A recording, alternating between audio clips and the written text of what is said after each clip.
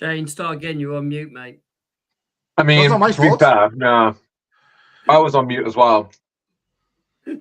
So again. When the children have stopped playing, we shall begin.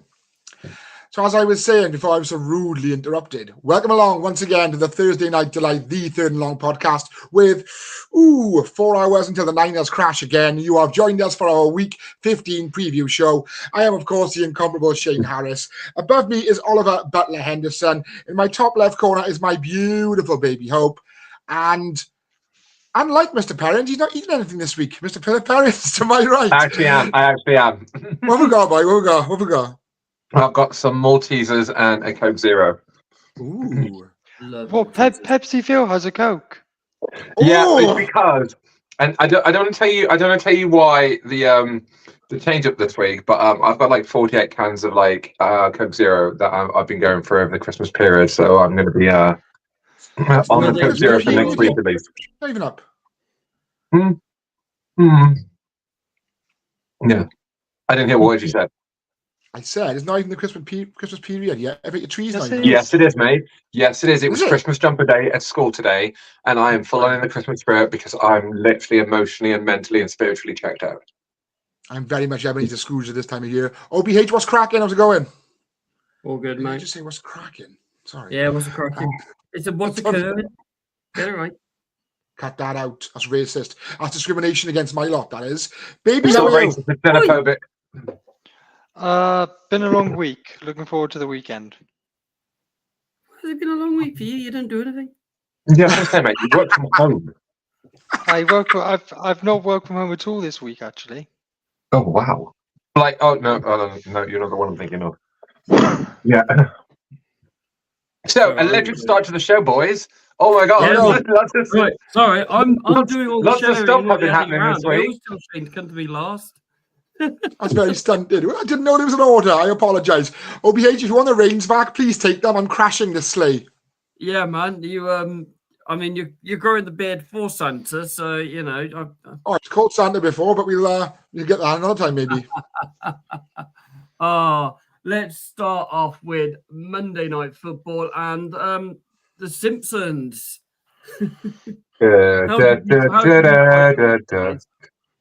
How did we find Simpsons invading NFL? Okay, can I be brutally honest? You didn't I've not watched this. Nobody else has in 20 years either. It's still good, man. I even had Simpson socks on today. Simpson Christmas socks.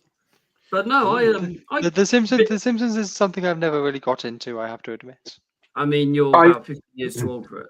Too young. I saw the I saw the one that they posted on the ESPN YouTube of Homer Simpson throwing a touchdown, and like the goalposts have like got like donuts like in the donut rings. I thought it was really funny.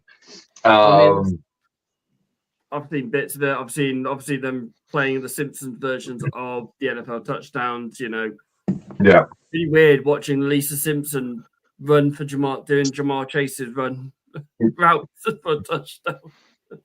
Ralph Wiggins scoring touchdowns. Really weird. But yeah, I mean, from what I've seen, I've watched the Simpsons 15-minute highlight. It was good. What are you going to do to get the kids in? Fair play. Now, going back onto that, you said it kind of like you said it on the head there. Like, what are you going to do to get the kids in? Isn't like culturally, or I mean, the 3 out of the 4 of us probably grew up with The Simpsons. I did. There used to be a time in our life where 7 o'clock Sky 1, it would be like double bill of The Simpsons, and that's something that we used to look forward to when like my mum would be back from work late. So on the Wednesdays and Tuesdays and the Wednesdays, me and my sisters would literally watch Double Simpsons because my mom had it banned in the house because she thought it was stupid, along with wrestling. My mom didn't really know much about like art. He was waiting Sky One in the boy. Yeah, and so, but then with the Simpsons being as old as it is, it's nearly is it 30 years now? Yeah, 84 we started. Yeah, no, 84. I think it Now, was. if this would have happened, say in the 90s, probably culturally relevant. But like in 2024, is the Simpsons as culturally like? I would argue that the SpongeBob kind of like showcase that they did a couple of years ago was more culturally relevant than the Simpsons. So yeah, it is nostalgic. It does stand out there. It is ESPN and Disney using the IPs, the intellectual properties that they own. But I don't know whether or not it is culturally relevant. I'd be interested to see, say on Christmas Day when the NFL has, until Netflix, what Netflix will do to try and promote it, because Netflix have various huge IP shows like you got your Stranger Things, you got Rick and Morty, and then they're about to take the WWE as well, like from January. So I wonder what kind of stuff they will be doing. But yeah, it was for what it was. It's that yearly thing that they throw out there. But I don't know whether or not The Simpsons is as culturally relevant in 2024 as it would have been in the 90s or the early 2000s.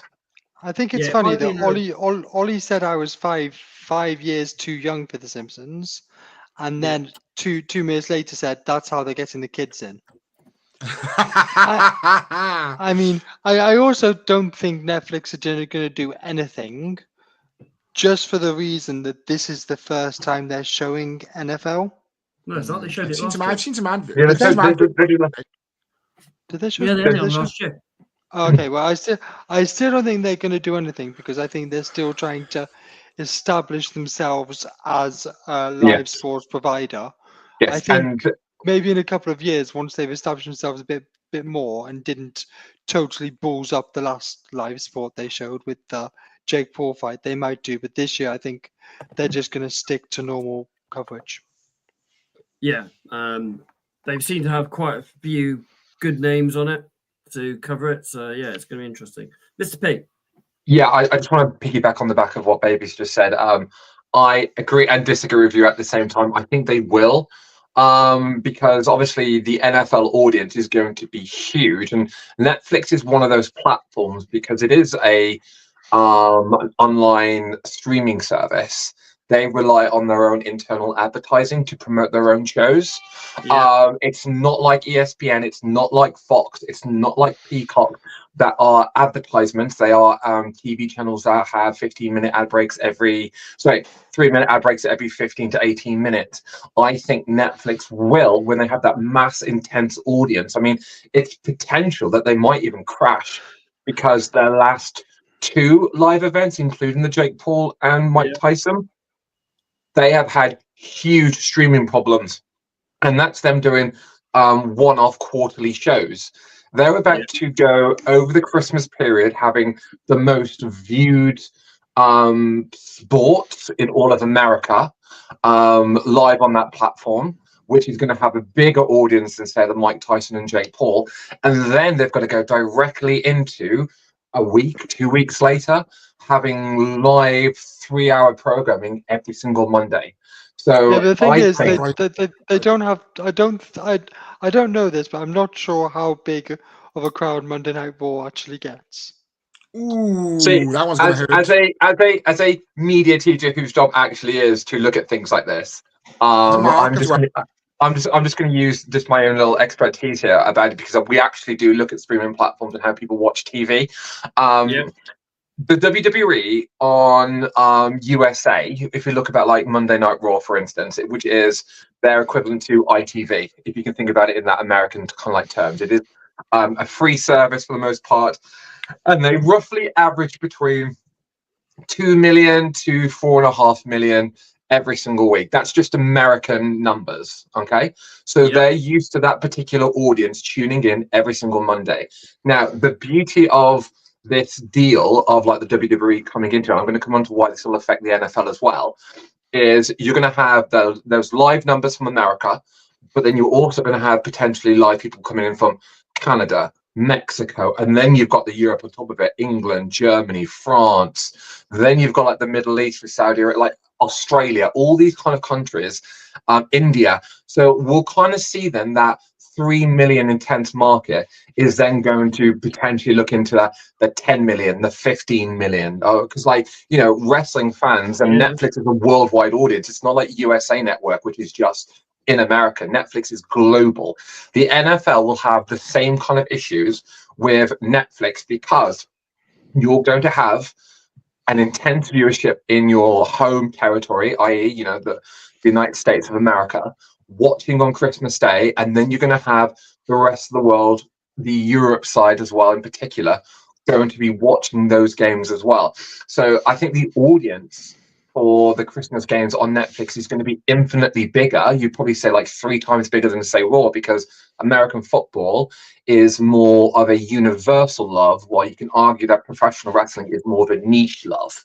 So they've really got to think about, like, A, their target audience, also the money that they've invested, because Netflix have invested a lot of money into the NFL coverage, as well as WWE, as well as various pay-per-view fights. I think their biggest problem is going to be the streaming aspect of it. Are their systems big enough to have all those intensive people all on there all at the same time? Agreed. Mr. Harris. Picture this, right? Christmas Day, mum and dad's now, right? We just finished food now, you know, barely out yet. So yeah, we'll have a couple of cans after this now, and I'll say, look, now I'm not drinking that much. I want to stay up for the Ravens game. 9:25 we are on, right? So I'm sat there now, trying to keep that bow out my hand all day. And the Ravens kick off 9:25. 9:30, the stream goes down. And then it's lagging and all that. It's going to ruin my Christmas, not just mine, millions of other people's as well. But then think about this also. Do you think they would have taken on this massive undertaking if they didn't think they were ready for it? I mean, you can just switch on to Game Pass. Yes. Yeah. History has proven that people in these positions of power, the money men, and we can talk about this in all of our industries that we work. I can say about teaching, Hendo can say in recruitment, Baby can say in waterworks. Like, not the ones you take these contracts on because you have that opportunity, and then you figure out the logistics after. You don't go, oh, let's get the logistics in first, and then we do. Just look at like how like the World Cup has just been given to Saudi Arabia, and we talk about like the Qatar as well. I was going to say, they've literally taken on this contract without the infrastructure even being in there. And so that's kind of what Netflix have done. They've kind of invested in getting it in, and then let's figure it out afterwards. This is like this. It's like Media Moguls 101. You buy the IP, you get the interest going, and then you figure out, oh my god, what we're going to do, because Netflix is currently 0-2 in terms of their live streaming events, and the NFL is going to be even a bigger one because you know, it's a big game. It's Christmas Day. And you know, we'll see how that goes on in 2 weeks, and then they've got like another 2 weeks to sort out their life because they've signed a fat contract for like WWE and the NFL for the next 5 years. Definitely. I'm pretty sure that it's also going to be on Game Pass, right? Yes. I don't actually know. I'm not sure. So the way the game is blacked out in certain parts of the world, look at the Sky Bridge, we don't know. The only games that are blacked out are the 6 o'clock and 9:25 on a Sunday game. Every other game they say they're showing, so I would guess they're showing the Sky games. I mean, if anyone watching knows, answer on a postcard, but I think they'll probably be on Game Pass too. So if Netflix conks out, I can just hop onto Game Pass. Yeah, but you can. It's not the same for millions of others. Let's actually get back to the Cincinnati Bengals. Yeah. Sorry. No, it's fine. We have this quite often. We got Jamar Chase single-handedly beat you, Ollie, didn't he? Yeah, in fantasy football. So for the second week running, I've gone in with a humongous lead into Monday Night Football, only to wake up Tuesday morning to a defeat. Last week to my lovely other half, who's currently ill in bed, and this week to Adam. Ollie, didn't you finish bottom of the league? Probably. I believe the bottom two were you and your other half. Yeah, and my son's second. Great. And if Phil had actually been playing for the past couple of weeks, he could have made the playoffs. I could have, but I tapped out. Same as him. Yeah. What's a playoff? Playoffs? Something that the Ravens choke him. Ooh, all right, all right. Maybe that's why Shane didn't want to make the playoffs, because he knew he'd be like the Ravens. Yeah, he's like he's literally channeling his inner Lamar. I'm going like, oh, We're too cool for the I'm just playoffs. gonna- Playoff losers. We're too cool for the playoffs. We don't need them. Right. It's fine. Bengals? Can they still make the playoffs? no. Mathematically. Mathematically, I mean, they if they can get that defense to actually stop teams, yes. I mean, they got Titans and Browns, then Broncos, Steelers. They could be 7-8 going into those last two games. Ooh. Well, I'm gonna link this to the Niners. So my player of the week, who's coming up later, is a Niner, and apparently he came off the field and said to a reporter after the game, "Our first playoff W." Oh. Yeah, this Meaning is now the win now need- game. This is the like win- right, the- okay. This is for them playoff football. So we For need these to. teams. I think the Niners can probably afford to lose one more, Yep. make the playoffs. The Bengals need to win out and then hope results go their way. So they need to treat this like the playoffs. 100%. That's what you're going to do it. Win now, win only situation, and see what happens from there. It's a difficult situation. The thing with the Cowboys, I mean, the Cowboys' next or last four fixtures are Panthers, Buccaneers, Eagles, and Commanders. Oh. It's tricky now to get into this playoff. This is literally playoff football. Can we get in? And it's tricky. I mean, the NFC is a little bit more open than the AFC, I think. But yeah, it's really, really tricky at the moment now. If you're 3 or 4 games back, it's tricky. Depends on what like the Broncos do and people like that do. I think so. Right, let's roll on to plays of the week.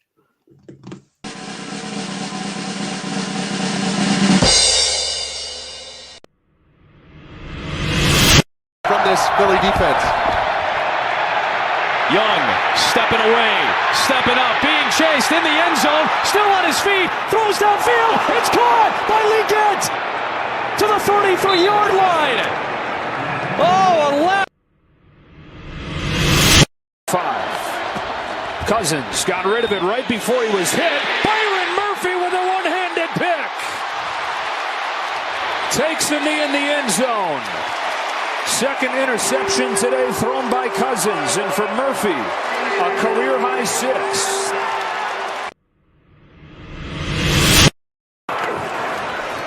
Stafford, play fake, looking, launching, it is good. Did he stay in? Oh, he did! How on earth did he catch that and stay in bounds? There is no place for Stafford to throw that ball, but he gives Puka Nacua a chance. And the control with the body to make the catch, literally, his hands are behind his head. The ball goes past his vision, and he catches it. And then his feet. Turpin, if you can help it. That's blocked! And picked up by Cincinnati out across the 46. It was blocked by Nick. Mr. Perrins, take us away with the chaos. All right, so we kind of like go mostly on plays of the week, like the offense, like some really, really sick catches or some great runs. We don't really talk about like the special teams aspect of it because it is the equivalent of one team potentially turning the tide and then turning the tide again against themselves. So it was initially a really, really good block punt by the Dallas Cowboys special teams. And when it goes flying up into the air, the Cowboys kick returner who was going to catch the ball, he didn't even fumble the ball, he just hit him on his shoulder. Like he went to go grab it and then he must have blinked his eye out, it wasn't, and he just hit straight off him, which becomes a live ball again. And the Bengals just recovered and then they close out the game. And what sealed it for me was like watching Micah Parsons on the sideline just absolutely losing it, because they went from essentially being able to win the game or get close to it to then throwing it away within the space of 3 seconds. That's literally what we love in like professional sports and our American football in the NFL. And I was just fascinated by it. It was brilliant. It was like, not necessarily like the technical aspect of it. It wasn't like a great pass. It wasn't a great spiral. But like the calamitiness of it was just all inspiring for me. And that's why that's my play of the week. Watching you love chaos anyway. watching Micah Parsons though, temper tantrum like he's a 5-year-old was also quite insane. I know, it's brilliant. Mr. Harris, Bryce Young's magic. That magic play from Bryce Young, that's what got the Panthers to basically buy the farm on bringing him in. That's what they expected from him to hit the ground running. So it shows that he's capable of plays like that. And him and Xavier Legette, he's his favorite target, and it's Legette's first season in the league as well. So I think that connection will be in the NFL for years to come. And that's the kind of thing they expect from him on a game-by-game basis. And I just think, like, he's turned the corner since he's come back into the team. It's very interesting to watch how the Panthers sort of play next year when the season's over. Let's be fair, this season's done, right? It's over for them. Let's reset next year. It'll be interesting to see in his third season if he can replicate that, plays like that, and be a reliable quarterback in this league. But this week, that play where he scrambled in his own end zone and managed to get a pass off, phenomenal. 100%. 100%. The catch, Baby Hope. I mean, the footage speaks for itself. How Puka Nacua caught that ball and kept his feet in the end zone is absolutely incredible. Everyone said Garrett Wilson's touchdown catch was catch of the season. I think that rivals it. Yeah, 100%. If that was for a touchdown, it would be NFL Network would cancel all their programming and just show that catch on repeat for a week if it was for a touchdown. That's all that would be on NFL Network. Yeah, I get that. So yeah, I went for Byron Murphy's one-handed interception. That was just, defensive back. I love a defensive back pulling off an absolute magical catch. I think I had one interception in my career playing it, and I just thought it was brilliant. He's even better as one-handed as well. It's against his former quarterback, which made it even sweeter for him. So yeah, that was really impressive play. Really, really impressive bit of play. Players of the week, gentlemen. I really need to get some jingles sorted for these. Baby Hope, take us away with Gross Matos. Gross Matos, 49ers role player. This time, in a big spot, need to respond against the Bears. 4 tackles, 3 sacks. Enough said. Our D-line showed up. He was at the heart of it. Fair enough. Puka Nacua, Mr. Harris. Well, let's be fair, he's been missing in action most of the season due to injury and hasn't really been in his Puka Nacua form from last year. But this game against the Bills, he was everywhere. He was absolutely everywhere. 14 targets, 12 receptions, 162 yards, a rushing touchdown, a passing touchdown, and that aforementioned catch, probably of the season. He was unreal against the Bills. Sam Darnold, Mr. Perrins. From a Jet reject to a Carolina forgetful to Brock Purdy's backup, you can definitely tell Sam Darnold learned a lot from understudying Brock Purdy last year in the Bay, because he is starting and killing the job in Minnesota. And to add to his highest acclaim, he is Mr. Perrins' player of the week. He was part of that Atlanta Falcons crushing on behalf of Sam Darnold. We can talk about the star players. They can talk about their version of the Avengers. But Sam Darnold threw 5 interceptions, 5 touchdowns, 0 interceptions, 347 yards with a rating of 157.9. He is a fantastic asset to the Vikings. We talked about him on Monday. We've talked about him before. He is having a great season. And, it was an unwelcome return back to the great state of Minnesota for Kirkless Cousins. Kirkless Cousins, love that. So in a bit of context, I always choose my player of the week last. I have a list of candidates I want to put forward, and the guys go for it. Right, okay, they've not picked him. I'm going to go for him. And this week it was Josh Allen. They didn't pick. He threw for 342 yards, 3 touchdowns. He rushed for 82 yards, including 3 touchdowns. He is the first player in NFL history to run for 3 and throw for 3 touchdowns in a game. He is MVP candidate number 1. He has been outstanding this season. And as we said on Monday, I hope his chiropractor is well paid for. Because, oh my God, is he going to need it? He is carrying those Buffalo Bills all the way to the playoffs this season. Possibly a Super Bowl matchup against the Lions. Let's hope so. And that's the Super Bowl we all want at the end of the day. Definitely. Yeah. Definitely. Right, let's roll on with it. This is the news in 60. It is the news in 60, and I've lost my little thing there. News in 60, yeah. So the future Hall of Famer coach Bill Belichick has come the University of North Carolina's new head coach in a 3-year deal worth $30 million. He's brought in Freddie Kitchens in some kind of role. I've not seen it off the top of my head. I've just seen he's come in, and his son Steve Belichick. Surprise, surprise. That's the head coach of UNC in 3 years' time. Not even that. I've heard it's going to be next year. Berlin have been announced as this next year's Germany host city. They will host a regular season game in 2025. The NFL IPP class of 25 has been announced.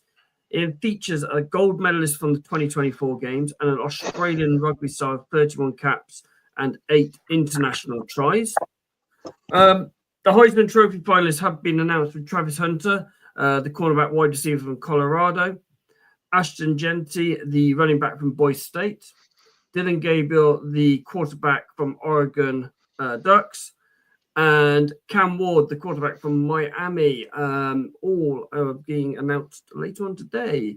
And finally, the NFL have announced they have extended their deal with Nike. Their partnership will carry on through to 2038.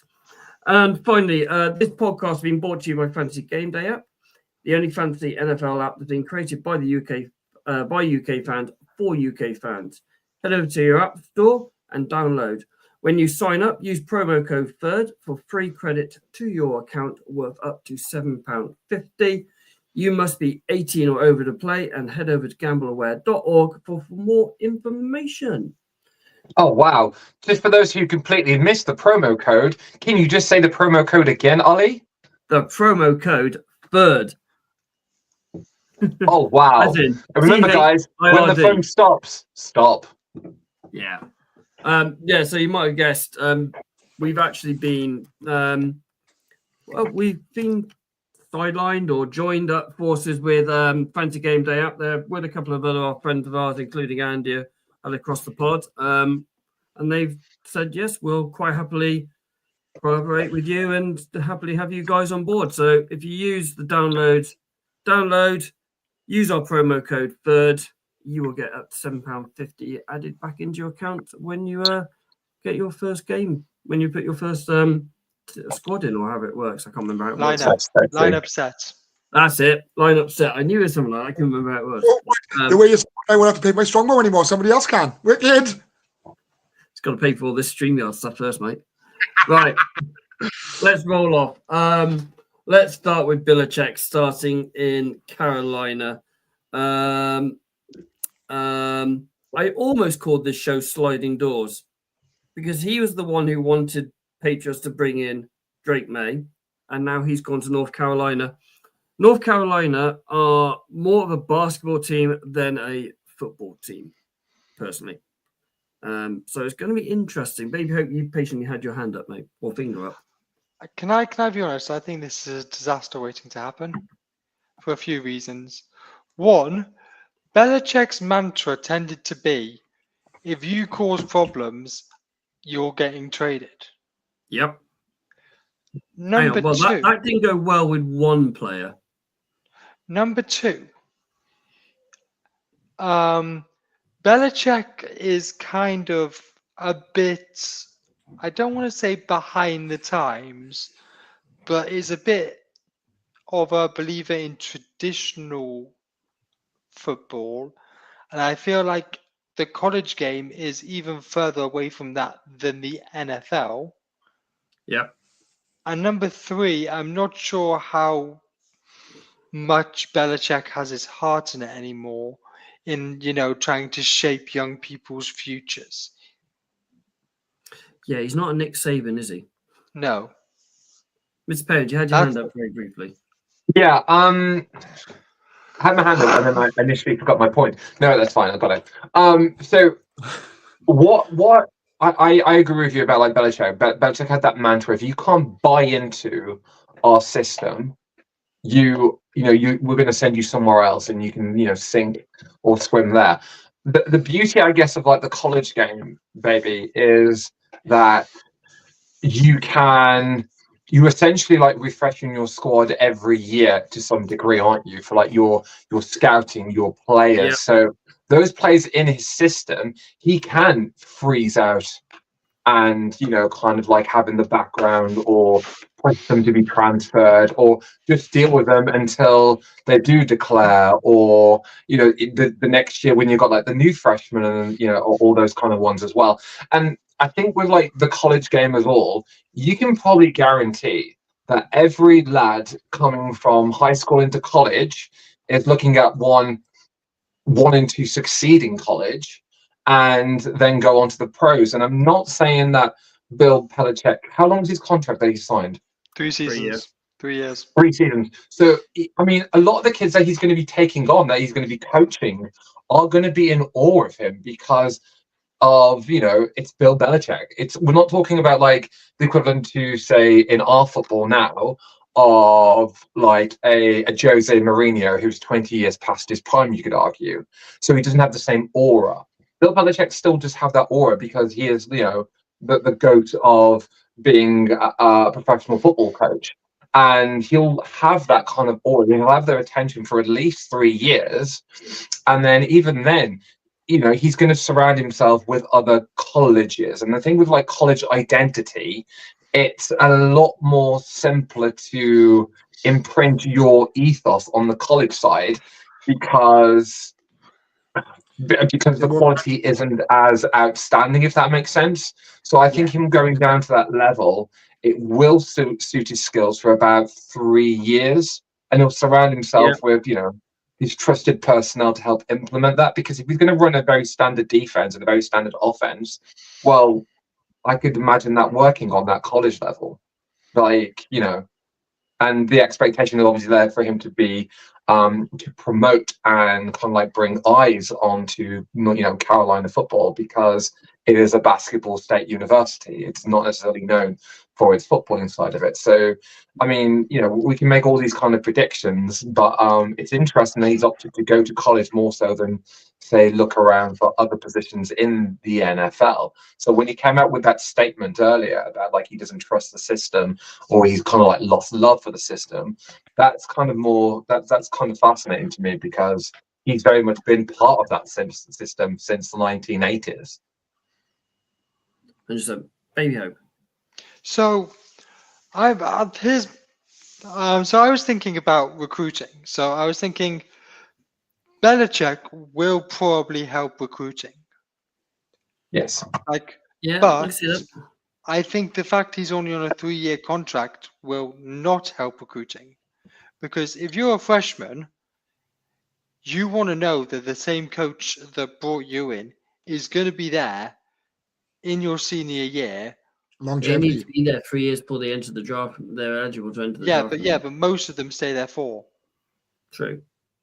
So if I was a freshman, I'd want to know that the coach that brought me there and clearly liked me was very likely to be there in my final year when I need the playing time and I need the touches, or I need to be on the pitch to show my chance to get to the NFL. So I would think twice about going somewhere where a coach only has a 3-year contract because there's not enough stability there. Not only that, especially a coach that is 72 years old, who's dating a 24-year-old. Let's put it that way. But yeah, and not only that, but obviously we know Belichick's reputation. Our players are going to want to go for, oh my God, I go for an 8-time Super Bowl winning coach, or are they going to go, oh bloody hell, I don't want to go and play for Belichick? Because he's done to look at the rumors that come out of New England, how he was about his players and all that. Are they going to want to go to that? Who knows? Parents, very quickly, my friend. Yeah, very, very 2 questions. And the first one is going to open up to the general forum because it's something I don't know. What is the average contract length for a college coach?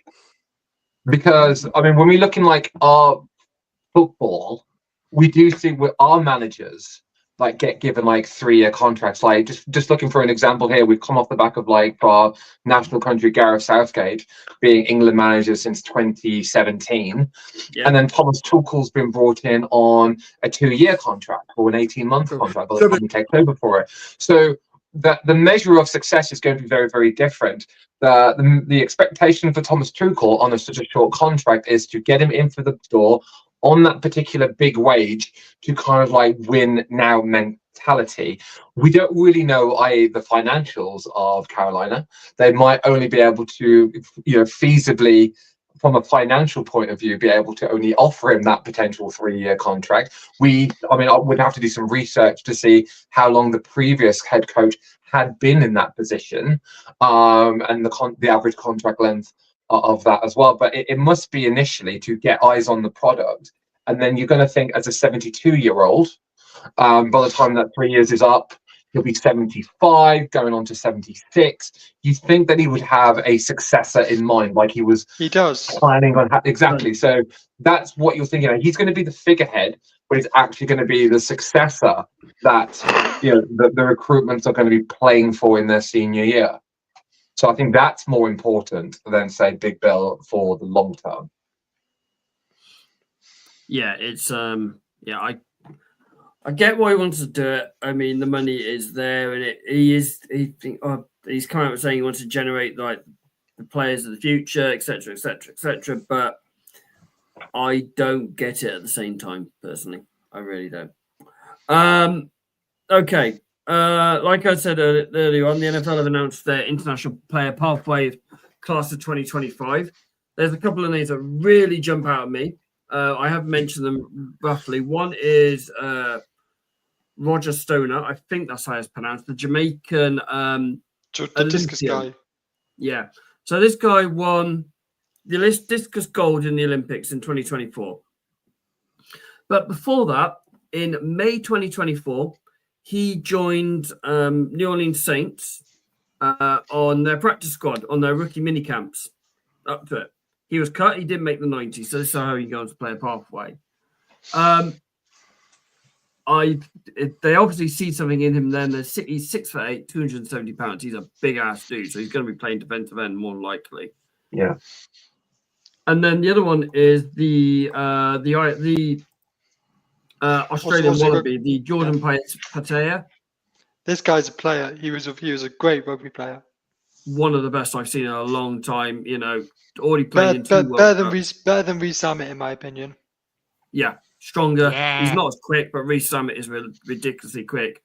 Yeah, but he's very, very, very good and very elusive. Like I said, 31 caps and 8 tries, so he's got more of a career behind him than Reece Summit. Obviously, you've got the Irish in there with Aaron Saxton, the rugby union guy as well, who's incredibly quick. He's under 11 seconds for the 100 meters as well at schools. And then you've got a couple of Irish guys, Dante Bennett, who's the safety, and Malopu Maswana from Zimbabwe in the United Kingdom. There's yeah, I didn't butcher a name. Makes a change. No, I know. That's well, we don't know whether you butchered the name or not. True. I'm just going to call him Maz because it says Mapolo Maz Maswana. So he's Maz to me. Last year there was a lot of Irish and a lot of English in it. This year we've got 3 Australians, Fijian, 2 French, an Irish, a German, a Jamaican, a New Zealander, an African. I think that's probably the best way because he's got 3 different national nations: Zimbabwe and a couple of UK guys. It's expanding this. They're getting more and more players in. Obviously, you've now got the Australian IPP group hub as well as the UK one. Yeah, but do you think Jordan Mailata is a big part of why it's growing in Australia? 100%. Yeah. 100%. Obviously, you got Jordan Mailata, the German, Jacoby Johnson, who played for New England. Jordan Mailata is Australian. He's a German. Yeah, Jacoby Johnson, the German. You said the German after Mailata. Okay. Yeah. I meant the German, Jacoby Johnson. Oh. Comma. Thank you. Obviously, you got FA, the UK guy. FA doesn't have a team at the moment, does he? He's still at Carolina. Not Carolina, Washington. No, he got cut by Washington. Yeah, and they signed him back to the practice squad. Yeah, but there's the other English guy too. The guard from New York, Jermaine Aluminio. Oh, Aluminio, yeah, he played cross, he did. Drafted. The Buffalo guy as well, they drafted as well. Yeah, Travis Clayton. There's getting some traction as IPP, and they're getting more players. Obviously, going on to the IPP, they get an extra practice squad position if they take a player. It's a win-win situation all around. Yes. Before we go to the Heisman Trophy winners or nominees, Mr. Perrins, over to you and Nike. Yeah, this deal kind of came out of nowhere, and then it kind of just got announced, and then everyone forgot about it, and not really kind of like acknowledging how big of a deal this actually is for the NFL and all 32 teams. So if you can cast your mind back to 2012, where Nike had actually brought the rights for the NFL uniforms going forward, not just the uniforms, but like the apparel. This is coming off the back of a fairly successful tenure that Reebok had with the NFL, with a lot of really, really good classic uniforms being done. I mean, I think of like that particular era. You've got, I really loved, I was actually going to say like the Patriots, because when I think of that Reebok era, I literally think of like that Patriots and like the Nike logo and like the face on the shield. And then from like the 49ers ones, we had like the gold trim in that uniform, and we had that right up until Nike took over. So Nike have made an obscene amount of money from this particular deal and have continued to do so. The ins and outs of this haven't really been kind of like discussed, but it is estimated that this extension with each and every NFL team going forward is that each team over the course of this contract running up to 2038, they'll earn just under or just over or thereabouts $1 billion. And that's not just from jersey sales. That's basically anything that has the NFL logo on it, anything that has any of the 32 teams' face on it. We're talking like terrible towels, we're talking t-shirts, we're talking paraphernalia, we're talking posters, we're talking, games potentially. That money goes into the 32 teams. So the Ravens will make $1 billion out of it, the Niners will make $1 billion out of it, the Patriots will make $1 billion out of it. So this is a huge deal, and this is exactly why, in the face of controversy, Roger Goodell faces no pressure to resign, because he keeps inking out these obscene deals that make these 32 owners obscenely more richer. And I think that's a huge thing, because that more or less confounds that the NFL is a Nike league. And we don't really get that kind of effect over here in Great Britain, because in our football, every team has the right to, if they want to be Nike, if they want to be Adidas, Umbro, Castor, Puma. Yeah, yours as well. Diadora, like all these great ones. What league sponsor, baby, But like, so in America, like it literally is, and it's all about like brand association. You associate the NFL with Nike, and if you see like any of the backgrounds when they do like interviews and press conferences, you'll see the shield, you'll see the logo of the team, and you'll see Nike. and they're all in a level playing field, so it looks like they're all Yeah. on the same the same level in terms of importance. And I think that's just huge for the teams because again, that's ridiculous. But then I'm a sucker for like the Reebok years because does anybody remember Terry Tate, office linebacker? Those adverts were insane. If you haven't seen Terry Tate, office linebacker, ladies and gents that are listening, I've please seen him, watch. sure because- have. Yeah, that's a long distance call, Doug. Like it's brilliant. Like Right. I love Terry Tate. That would be my dream job. To be an office linebacker. But seriously, watch those videos. I just wish Nike did something similar. I mean, they kind of did when it was the 100th year of the NFL when they had all the legends in, but like they haven't really done anything like globally impactful with that particular brand. But they haven't actually because they've made an obscene amount of money. True. So this actual deal didn't expire until 2027. They did open up the bidding to other companies and they had conversations with other companies, but obviously they didn't go anywhere. They did have an 8-year deal worth $1 billion with Nike. Is an insane amount of money. Absolutely insane amount of money. Who's gonna Berlin next year, gentlemen? I want to. I can't afford to go to Blackwood at the minute. Never mind Berlin. Yeah. There you go. Depends on the game. Do you know what? Yeah. Do you know what? Guys, Hendo? before you do, have a minute now, right? You don't want about booking flights to Berlin and this and that lot, right? We can't even get a meeting together with us local. Never mind in Germany. We have lives. Oh, They right. We do like each other, ladies and gentlemen. I promise. It's true. It's true. We actually Yeah, talked. I- We said it before. My boys, they keep pushing me away. Like, I mean, we talk every single day, and we do absolutely love each other. But I was devastated this year when I wasn't able to come and see you guys for the NFL. I blame my sister for it, and she's well aware.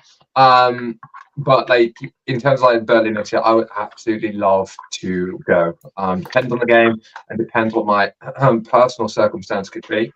It will be. Of course. I'm not saying too much live on air. I'll just say it off air. But we'll be taking it. Okay. I might be in a different position come October, November time next year. So yeah, we'll see then. But that'd be kind of sick. Definitely up for the London game, but I would love to go to Berlin. Definitely. Okay, it is Heisman Trophy time. We have picked one person each out of the four because there's four candidates, and we have picked one person each to put forward their reasons why they should win the 2024 Heisman Trophy.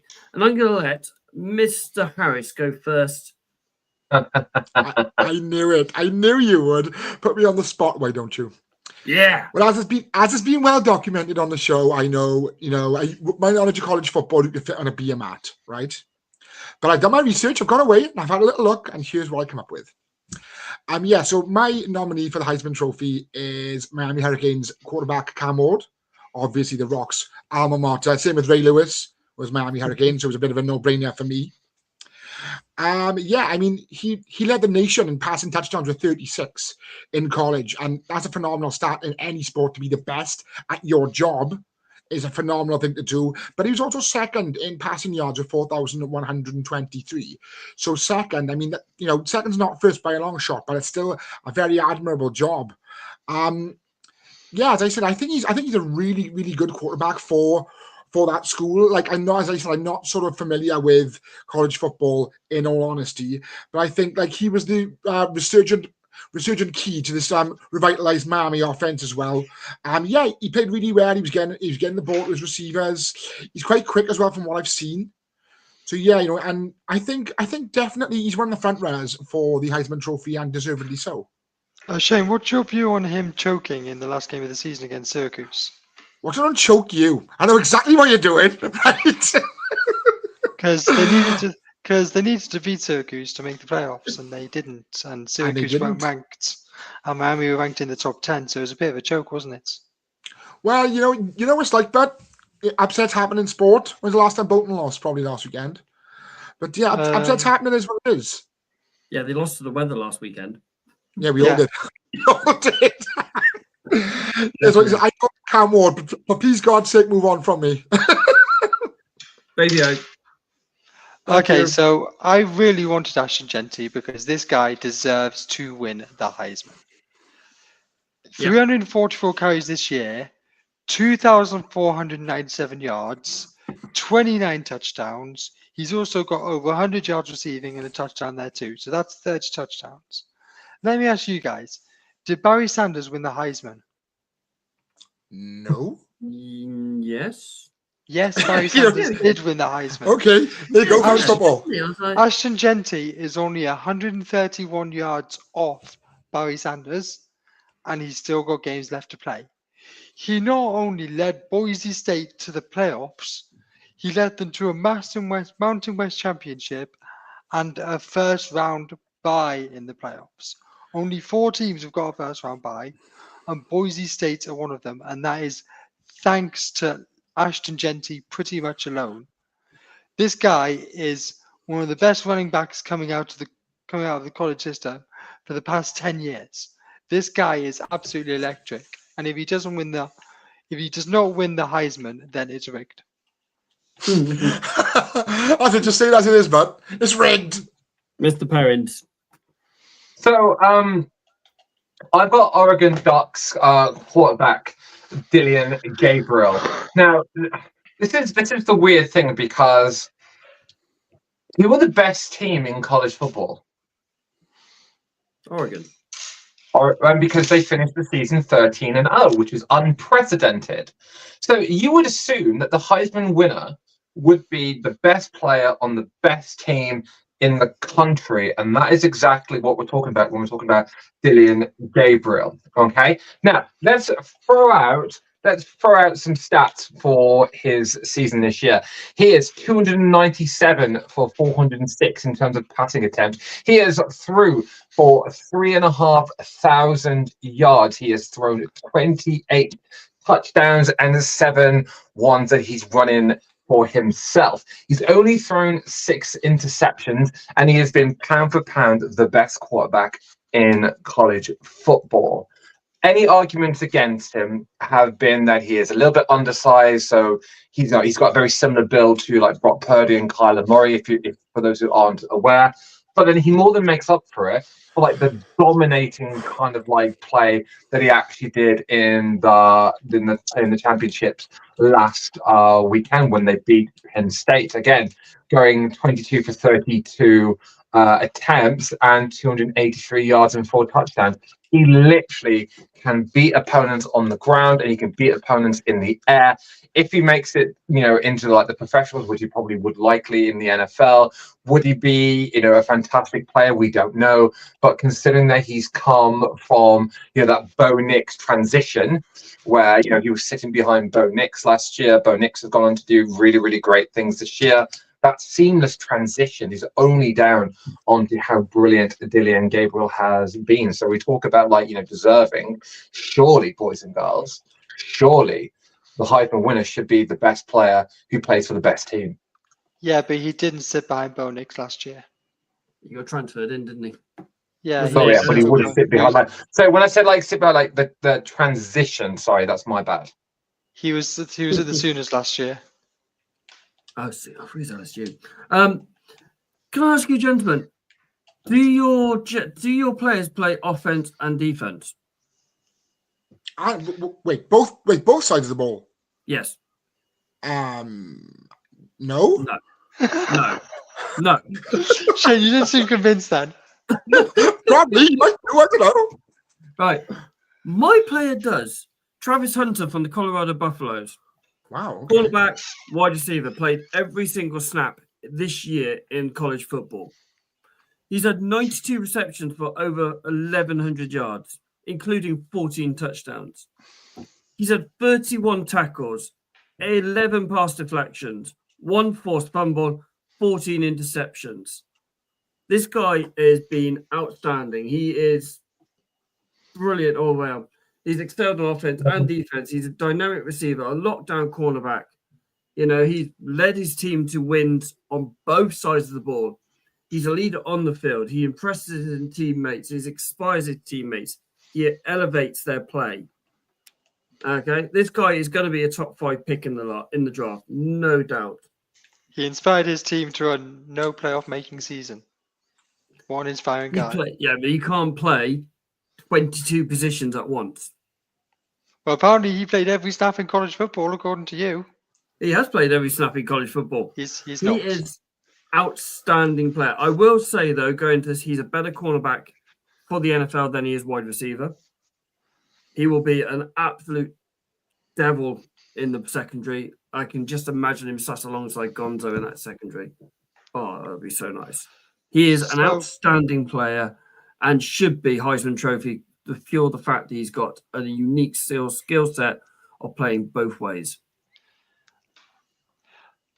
Were you surprised that Shedeur Sanders wasn't? No. Yeah, me neither. I think there is 4 quarterbacks probably better than him. 2 of them are in the trophy. I feel like he gets a lot more hype because of his dad, who his dad is. Exactly. Right. We're plundering along, so let's roll on to predictions who are chosen by 3 out of the 4 were chosen by Mr. Harris this week. It was me. That's quite correct. It was me, Austin. There you go, Phil. You can have that one yourself. Yeah, so this week, I picked 4, but you told me to pick 3. No, you picked 3 because you didn't want to pick one game, which is blatantly a bloody should be a game. Well, yeah, I mean, I wanted to pick the Rams and Niners game tonight as well. I'm also going to pick the consensus game of the week, if not the game of the season, Bills Lions. Yep. And I also wanted to see how Jim Harbaugh's Chargers stacked up against Baker and the Bucks. Cowboys Panthers intrigues me as well because they're both awful teams. But then one's a lot worse than the other team. Both awful. Varying degrees of awful. Yeah, Bryce Young is turning the corner. So which ones did you actually pick from those 4 then? The 3 you've just given, and Ollie, wave the towel. Don't wave no. Why? Oh, because it's the 10-3 bloody Steelers against the 10-3 Eagles, or 11-2 Eagles. Wait. Let me just check my mouse. My mic's working. 2 seconds. Can you hear this to me? Can you hear? Listen. Can you hear? I don't care. Got to be careful now. We are sponsored. Right. I was 4. You did in sign language. Yeah, that's true. Right. Let's roll off. Cowboys at Panthers, Baby Hope. I mean, you guys pretty much said it in the intro. Bryce Young's turned a corner. The Panthers have looked good in losses. The Cowboys are in disarray at the moment. I'm taking the Panthers all day, and they're at home. I'm going to second with you. Simple as. I can't. Anything else, Mr. Perrins? Yeah, I'm taking the Panthers. Shano? Do you know what? If I'm lagging behind in the predictions, you're going to get some points. I'm going with CeeDee Lamb to have a day. You know what? Look at the way they beat the Commanders the other week. Anything can happen on any given Sunday. Yeah, I'm going for the Cowboys. Bucks against the Chargers, Mr. Perrins. I'm going Chargers. When you weigh both teams up, the Chargers are the better organization with all their parts firing in the right direction, whilst the Bucks have individual brilliant moments, and I really, really rate Baker, but I just think the Chargers just have that little bit more umph in their step. Fair enough. Baby Hope. Yeah, in games which I think are coin flip games and quite even, I always remind myself of a phrase that they always used to say in Madden, which is roadkill is a hard thing to get in the NFL. So I'm inclined to go for the home team in this one and take the Chargers. Mr. Harris. I think I have to go with Baby on this one. I've just noticed Bucky Irving is out. Mike Evans and Chris Godwin are still out. Yeah, Mike go with Evans the is Chargers out. this one. Back. Evans is He's back. back, is he? Yeah. He's been back for about 3 Oh. weeks. Cheers for that, Yeah, 'cause CBS. he Good player of the week last week. Maybe you got injured now. Maybe you got injured yesterday. You don't know.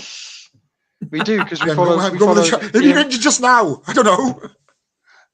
so someone check Rafa Ford's Twitter. Maybe he dropped a bottle of aftershave on his foot like Manuel Neuer did once. Oh God, This yeah, I World remember Cup. that. That's true. That's absolutely true. Yeah, I'm going with Chargers. Didn't Frank Lampard get a hernia jumping out the way of over the coffee he spilled or something? Yeah, it was something like that. Yeah. Yeah. Yeah, as you were saying, I'm going to make it a 4-peat. So go and put your money on the Bucks, gentlemen. So I'm going to go.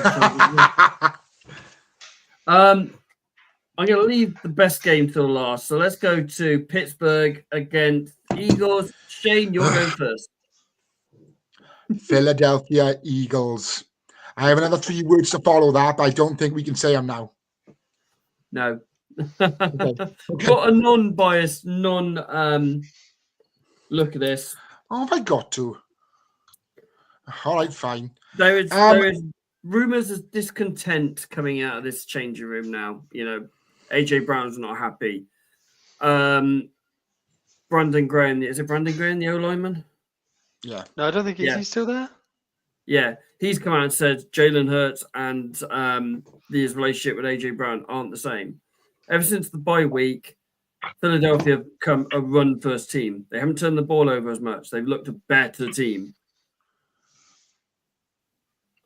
But Eagles. how much more is this going to come on?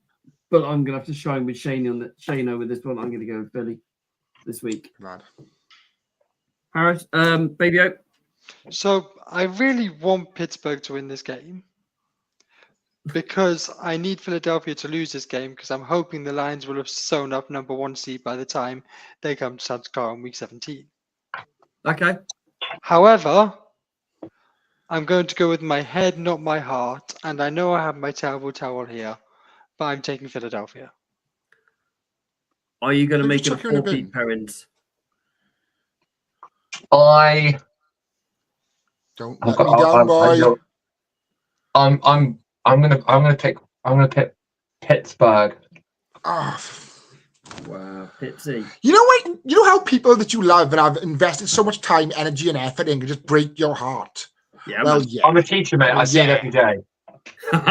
You're unbelievable.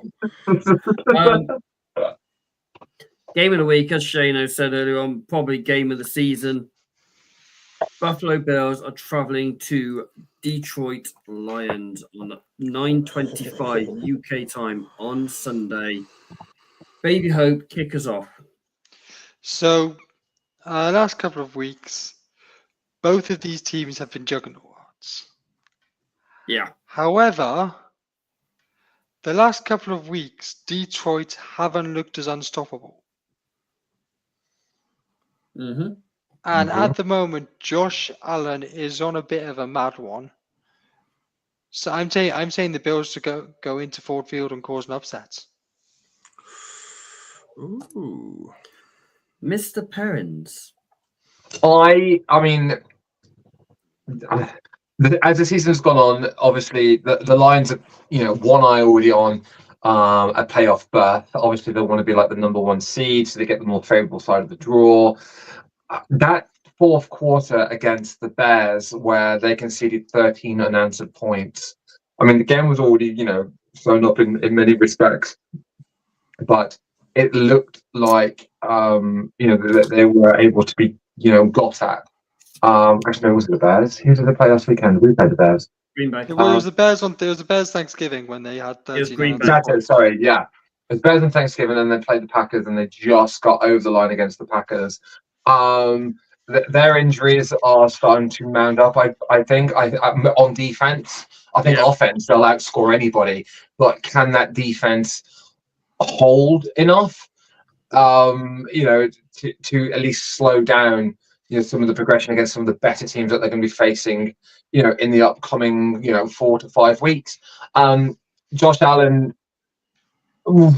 I think he's going to want to come back with a victory. He had a great individual performance against the Rams, but he doesn't want to lose 2 in a row, because not that it would have, it would cement him not getting MVP, but losing 2 in a row at this stage in the season against a potential adversary in the Super Bowl would be a knock against him. So I'm going to say Buffalo to win. Mr. Harris, almost a baby open. In a dress rehearsal for the Super Bowl, which, as I said earlier on, I think everybody wants this game in the Super Bowl. Like it was last year, the dress rehearsal for the Super Bowl when the Chiefs played the Niners. And this is going to be a similar thing as well. But as has been well already covered by my illustrious co-hosts, the Lions have struggled recently. The Bears came back when they had no right to. They struggled against Green Bay, but the only thing is, right, Josh Allen has been carrying his team on his back for weeks, and they still lost to the Rams. The Rams are not as good as the Bills. No, sorry, the Rams are not as good as the Lions. I'm going Lions, and due to the fact that they're home as well. Right. Taking on board what you guys said and completely agreeing with you that Lions aren't what they were pre-week 10, pre-week 12. Injuries really mounting up now. They're struggling. Okay, they've got a couple of players back from concussions and like muscle injuries and all that, which may help. But teams are now working out this Detroit team. They're not going to score. They're going to outscore everyone because Ben Johnson's a master on the offense. He is probably the best offensive coordinator in this league at the moment.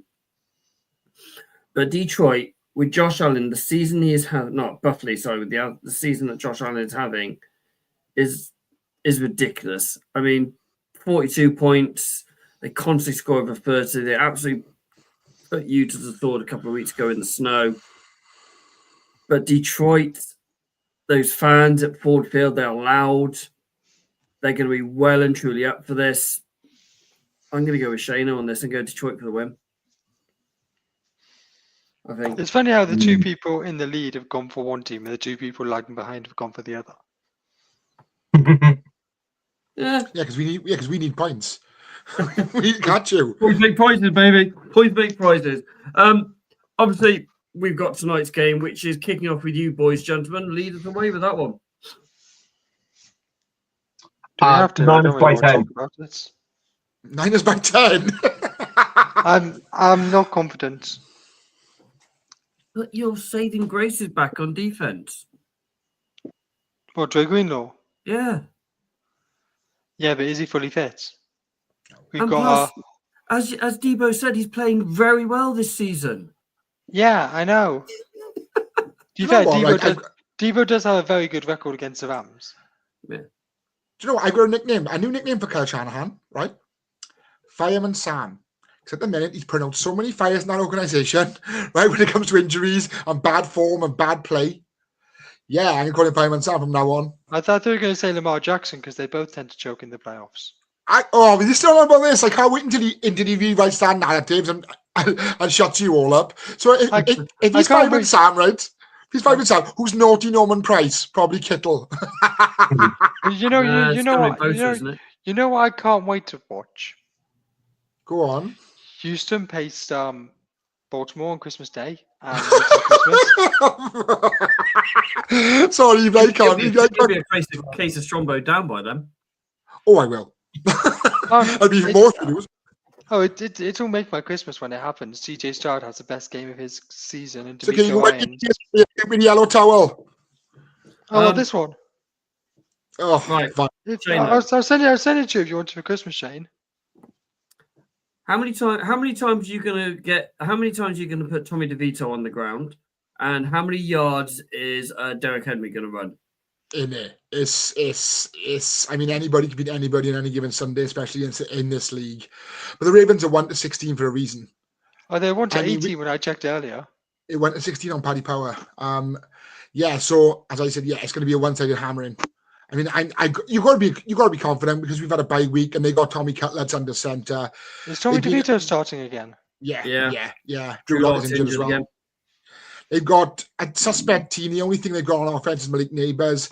I wanted that defense to do well with the acquisition of Brian Burns and Thibodeau, people like that, Dexter Lawrence, but they haven't done anything. And they've just been, all they've done is lose. And let's be fair, Ravens for the win by about 50 points.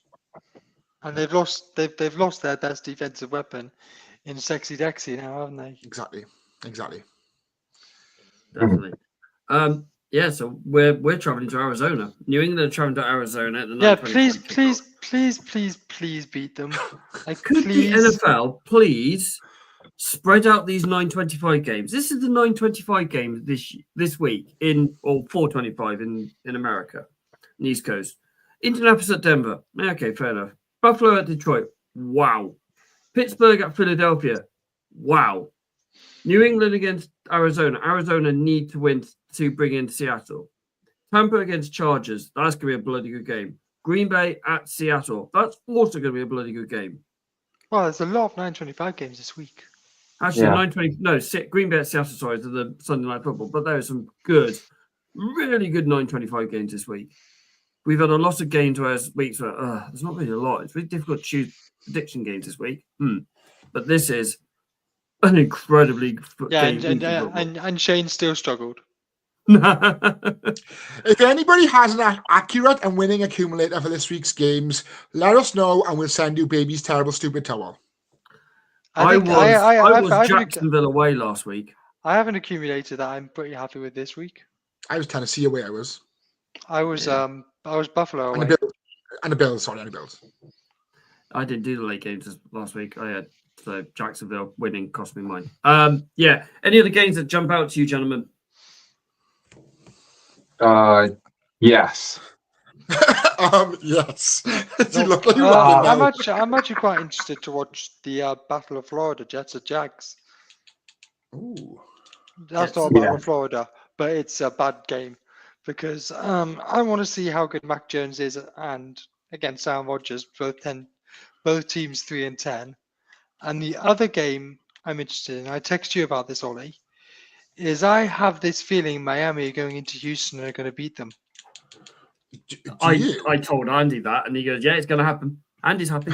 Yeah, no worries. So I'm going to be watching that game because I just have this feeling Miami are going to go in and shock the world. I mean, Miami need it. Houston are in a division where they're going to win anyway. They're going to win that division. They haven't, because they don't need to get out of second gear because that division is shocking. So yeah, Miami need it to get into the playoffs. I mean, the Sunday night game, Seattle, Green Bay at Seattle, that's going to be a hell of a game. Really, I think the Packers. really I think the Packers will run away with it. What, Yeah, I think Packers win. I really am not on this Seahawks hype train. What, against the 12? The noise on Sunday Night Football, the noise of that 12, mate. Okay, the 12 aren't what they used to be. Yeah, no, they haven't. Not since the Legion of Boom and the hype. That's a myth now. Like, I think other stadiums do it better, and I'm kind of with Baby. Like, I'm not just like hating on the Seahawks because I hate them with a passion. I'm just not sold on them, and I think the Packers have more to play for because they're chasing something. Like the Packers. I mean, like the Seahawks are chasing to finish top of our division. Yeah, whatever. 49ers have not been great this year, but like the Packers are literally the third best team in their division, and they're still going for a playoff berth, probably for it will be for the wild card, because they're not as good as the Vikings. They're not as good as the Lions, but they're better than a lot of other teams across the league, and they have to literally make sure they win this game to make sure that they have a chance to play in the playoffs. So I think there's more riding for Green Bay than it actually is for Seattle. What makes me laugh, right? Green Bay's record at the moment is 9-5. No, That it's not. would be good that's enough right. to be leading the NFC West, the AFC South, and the AFC South. The NFC South and the AFC and the NFC West. Yet they're third in their division. How good is that NFC North this year? Insanely I know, good. Nobody had it. Nobody had the Vikings pinned for being as good as they were this season. No, very true. Very, very true.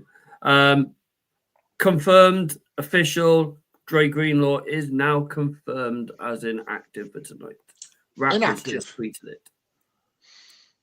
Most definitely. Shano, very quickly, over to the Shano specials, my friend. Thank you very much. Yes, very quickly. I'll draft in my beautiful co-host, Baby Hope, very shortly as well.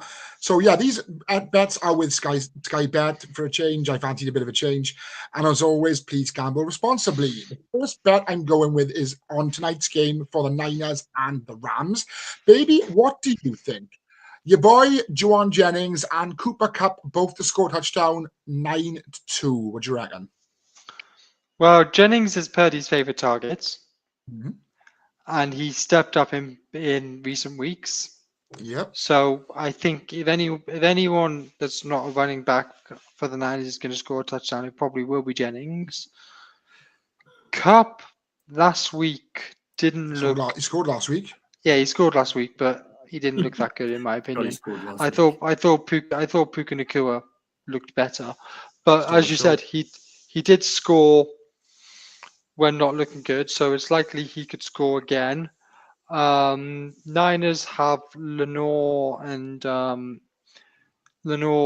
Ward, and Renato Green, so I'm guessing Ward will probably cover Nacua, which will leave Renato Green on Kupp because Lenore likes to play in the slot.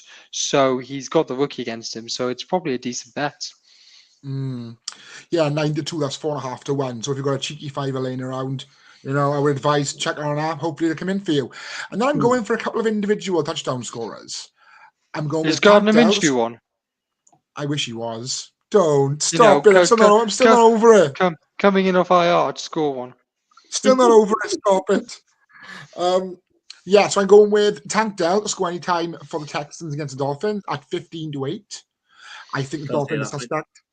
I think the Dolphins are suspect as all hell. They're not, and Houston still haven't hit their stride. I think if there's a game to do it, a game to sort of back their ideas up, it'll be against Miami.